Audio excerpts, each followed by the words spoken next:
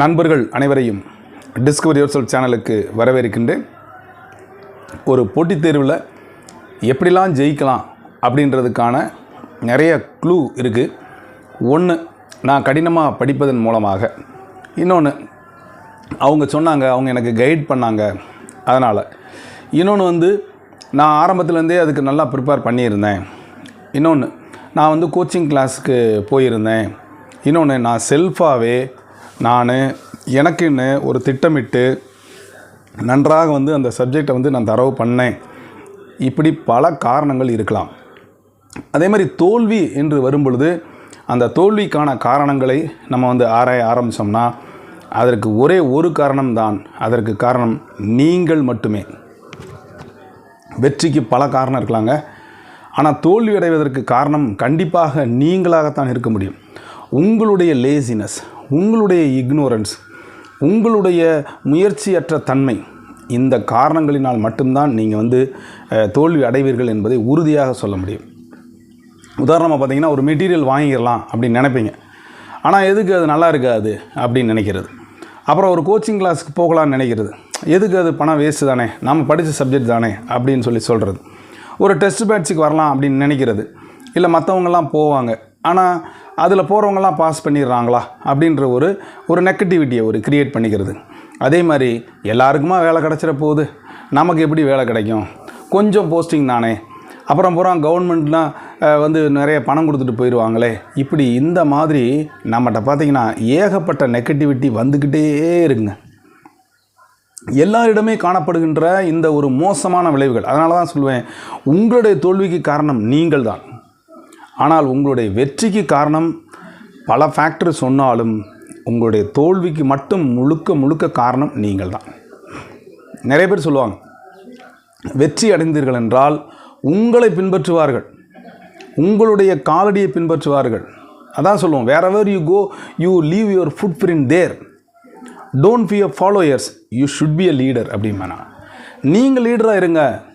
இப்போ என்னை எடுத்துக்கிட்டிங்கன்னா, நான் கோச்சிங் கிளாஸுக்கு போகலை. ஸோ அதுக்காக நான் வேறு எந்த விதமான முயற்சியும் எடுக்கலை அப்படின்னு சொல்ல கிடையாது.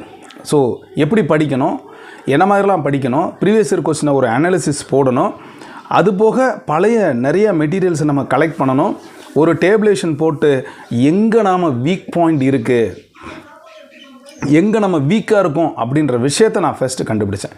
எங்கே நமக்கு மார்க் போகுது, எங்கே நம்ம எந்த ஏரியாவில் நம்ம தரவா இல்லை, எப்படி படித்தா நாம் அதை மைண்டில் ஏற்றி வச்சுக்கலாம். இந்த மாதிரி விஷயங்களை படித்த பின்பு அதற்கப்புறமா நம்ம யூனிட்டுக்குள்ளேயோ சப்ஜெக்டுக்குள்ளேயோ போகும் பொழுது அந்த பாடங்களும் சரி படிப்பும் சரி வெகு லகுவாக முடிஞ்சிடும். அதனால் நான் நல்ல மெட்டீரியல் வாங்கியிருக்கேன் சார், நல்ல புக் வச்சுருக்கேன், நிறையா மெட்டீரியல் வச்சுருக்கேன், நிறையா கலெக்ட் பண்ணி வச்சுருக்கேன், நான் கோச்சிங் சென்டர் போனேன், அப்புறம் பார்த்திங்கன்னா டெஸ்ட் பேட்ச் அட்டன் பண்ணேன், நிறையா படித்தேன், ஆனால் நான் பாஸ் பண்ண முடியலை அப்படின்னா அங்கே உங்களுக்குள்ளே உள்ள அந்த தாழ்வு மனப்பான்மை இழுத்துக்கிட்டே இருக்கும். ஏன் நம்ம பாஸ் பண்ணிடுவோமா அப்படின்னு உங்களை தாழ்த்தி கொண்டு என்ன ஆகுது, கடைசியில் அதே மாதிரியே போயிடும்.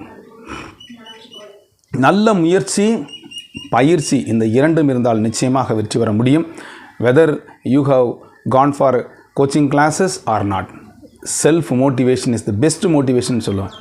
உங்களை நீங்களே மோட்டிவேட் பண்ணிக்கணும். என்னால் முடியாதது இல்லை, என்னால் முடியும்.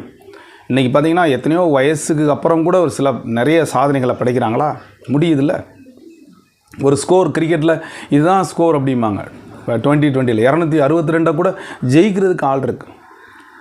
ஸோ முன்னால் பார்த்திங்கன்னா ஒரு 50 ஓவரில் கூட ஒரு 250 ரன் அடிக்க முடியாத ஒரு சூழல் இருக்கும் பொழுது 20 ஓவரில் கூட 250 270 ரன்கள் அடிக்க முடிகிறதே எப்படி? சாதனைகளை மீண்டும் உடைப்பதற்குத்தான். ஸோ அந்த சாதனைகளை செய்வதற்கு வயதோ அல்லது எதுவுமே தடையில்லை, நீங்கள் முயற்சி செய்தால் போதுமானது. ஸோ அந்த இக்னோரன்ஸ், தோல்வி அப்படின்ற பயம் உங்களிடம் இருக்கும் வரை கண்டிப்பாக வெற்றி என்ற கனியை நீங்களால் பறிக்கவே முடியாது. அப்போது தோல்வி அப்படி ஏற்பட்டால் அதற்கு காரணம் நீங்கள் தான். ஸோ அந்த தோல்வி என்ற பயத்தை தூக்கி தூர போட்டுட்டு இனிமேல் வெற்றி பெற வேண்டும். 7 முறை விழுந்தாலும் 8வது முறையும் எழுந்திருக்க வேண்டும் என்பது ஜப்பானிய பழமொழி. அதனுடைய அடிப்படையில் எத்தனை முறை தோற்போம் என்பது முக்கியமில்லை, எத்தனை முறை அதை மீண்டும் மீண்டும் அந்த தவறுகளிடமிருந்து நாம் எவ்வாறு பாடத்தை கற்றுக்கொள்கிறோம் என்பதுதான். அதான் சொல்லுவோம், wisdom comes from knowledge, knowledge comes from experiences, but experiences comes only from that mistakes. That mistakes often will come because of trying. Wisdom comes from knowledge, knowledge comes from experience, but experience comes only from mistakes. How the mistake will come? Only by doing again and again. திரும்ப திரும்ப படித்தால் தான் அதை நினைவில் கொள்ள முடியும். அதனால் உங்களுடைய நெகட்டிவிட்டி, உங்களுடைய தோல்விக்கான காரணம் நீங்கள் என்பதை புரிந்து கொண்டால் நிச்சயமாக வந்து ஜெயிக்க முடியும். ஸோ அந்த ஜெயிப்பீர்கள் என்ற நம்பிக்கையை விதைப்பதற்குத்தான் இந்த பதிவு. உங்கள்கிட்ட இருக்கக்கூடிய நெகட்டிவிட்டை தூக்கி வச்சுட்டு ஒரு போஸ்ட்டாக இருந்தாலும் சரி, எத்தனை போஸ்ட்டாக இருந்தாலும் சரி, வரக்கூடிய தேர்வில் நான் வெற்றி பெறுவேன்.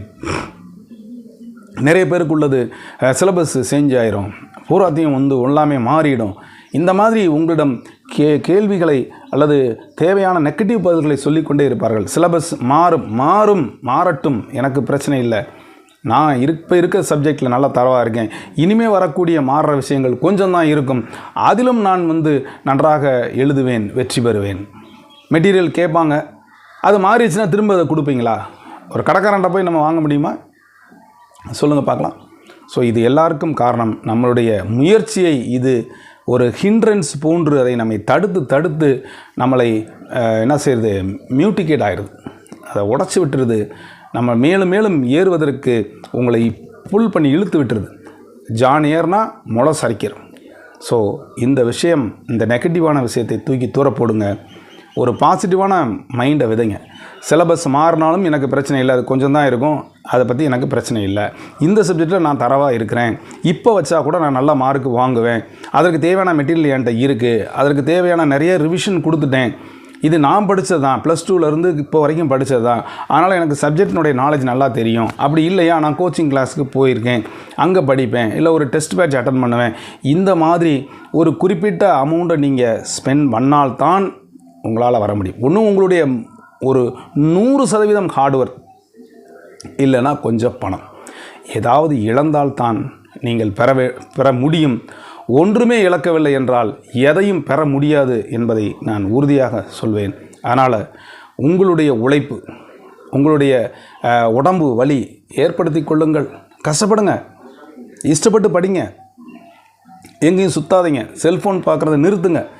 இந்த மாதிரி உங்களுடைய சிற்றின்பத்தை எல்லாத்தையுமே நீங்கள் வந்து என்ன செஞ்சுருங்க, தொலைத்து விட்டு சாக்ரிஃபைஸ் பண்ணிங்கன்னா நிச்சயமாக வந்து நீங்கள் ஒரு நல்ல ஒரு ஆசிரியராக, நல்ல ஒரு அரசு வேலையில் ஒரு அதிகாரியாக மாற முடியும். அதனால் உங்களுடைய தோல்விக்கு நீங்கள் தான் காரணம், உங்களுடைய வெற்றிக்கும் கண்டிப்பாக நீங்கள் தான் காரணம். வெற்றிக்கு வேண்டுமானால் பல பேர் உங்களுக்கு ஹெல்ப் பண்ணியிருக்கலாம், பல காரணம் இருக்கலாம், ஆனால் தோல்விக்கு மட்டும் நீங்கள் தான் பொறுப்பேற்றுக்கொள்ள வேண்டும். இத்தனை நாட்களும் தோற்றீர்கள் என்றால் அதற்கு காரணமும் நீங்கள் தான். உங்களுடைய தவறை சரி செய்யும் வரை உங்களால் ஜெயிக்க முடியாது.